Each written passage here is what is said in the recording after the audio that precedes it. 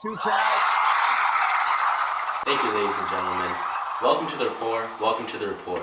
Tonight's broadcast emanates from the 1900s, where we're going to meet two very important philosophers and then judge their philosophies on the decree. Is everyone excited? Because I know I am. Let's meet our two very important guests, Booker T. Washington and W.E.B. Du Bois. Thanks for having us, Stephen. Now I've heard you do somewhat of a political satire here on the report. No, is this like a joke to you? Who do you take us for? Fox News? This is one of the most serious shows around. Except the thing is, young people don't like to watch these shows. My philosophies regarding African Americans is that they should assimilate into the American culture and accept white rule. All the revolts against white rule simply result in the loss of lives. I solved this through the Atlanta Compromise.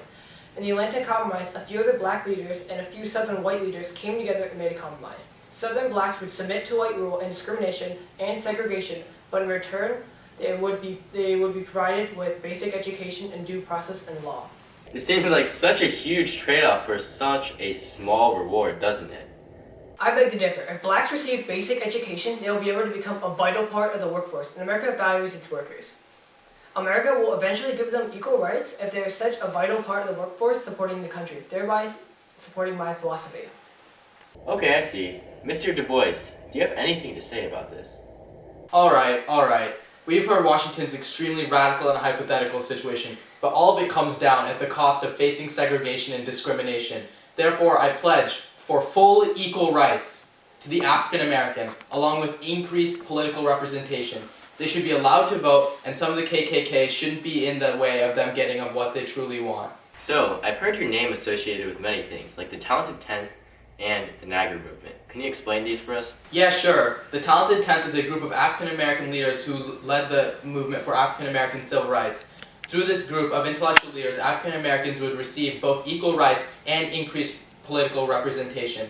The Niagara Movement, that of which I was a leader for, was a group of African Americans who wanted equal rights for blacks. We met at the Canadian side of the Niagara Falls in 1905.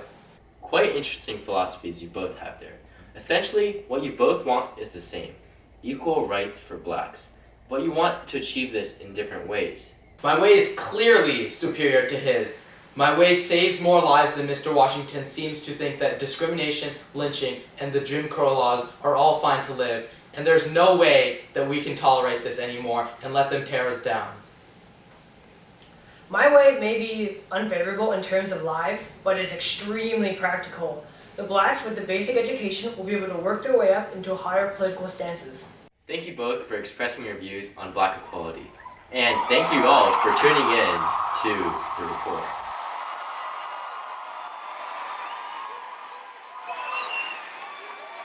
Equal rights for African Americans was a major issue that took place in the 1900s. It was so significant, in fact, that we still see the effects of it today. The blacks used to outnumber the whites back in the colonial days, and they've been through here with us through the birth of our nation. With the interviews of some of the most prominent philosophers behind us, let's analyze who had the better philosophy regarding equality for African Americans. And that brings us to tonight's decree. Bear with us, piteous APUSH kids. So, Washington talks about how blacks should submit to racial inequality and work their ways up to equality. And Du Bois talks about how blacks should actively revolt against whites to get this equality. In tonight's decree, we're going to judge which of these philosophies is better. Washington is clearly a more peaceful man compared to Du Bois. Presidents like Roosevelt and Taft look to him for political advice. Du Bois, on the other hand, takes a more direct approach and advocates for equality now. So let's take a look at a political cartoon and analyze it. And that just brings us to the fun segment of the decree, cartoons. So let's take a look at this political cartoon. In this photo, Roosevelt and Washington are eating dinner at a table marked equality, with a picture of Abraham Lincoln in the background. This picture of Abraham Lincoln is significant since Abraham Lincoln himself was also an advocate for the equality of blacks.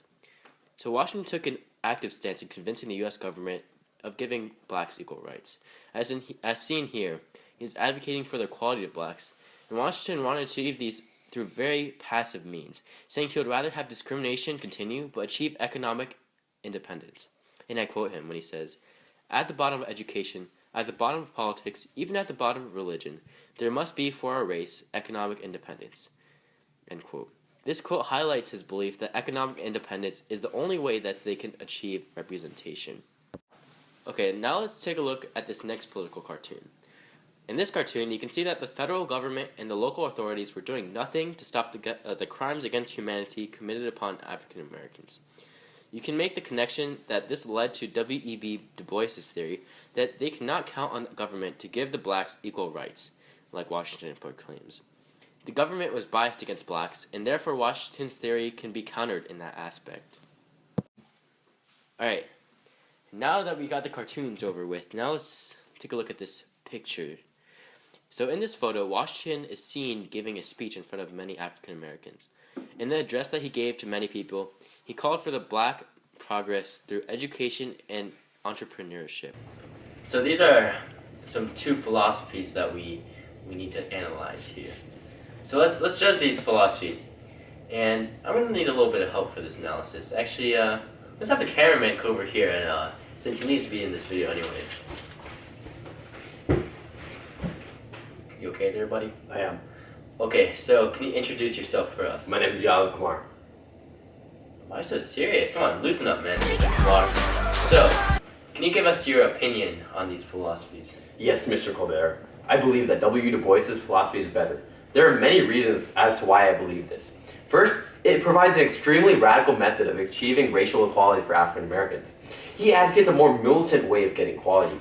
The NAACP ended up adopting his tactics, and they proved to be very successful by achieving African American equality. Secondly, Mr. Du Bois calls upon the talented 10th to accomplish equality. The talented 10th, as he mentioned, is a group of highly intellectual African Americans who would spearhead the equality movement.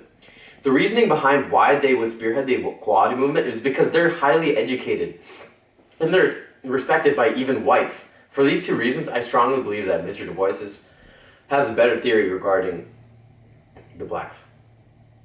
Thank you for your analysis on this topic. I mean, that totally was not scripted in by me, by the way. I also believe something similar. Mr. Du Bois' theory was indeed a bit more accurate than Mr. Washington's. After all, the NAACP adopted his philosophy, and they're able to secure equality for all African, well, not all, but most African Americans. Yes, this is correct.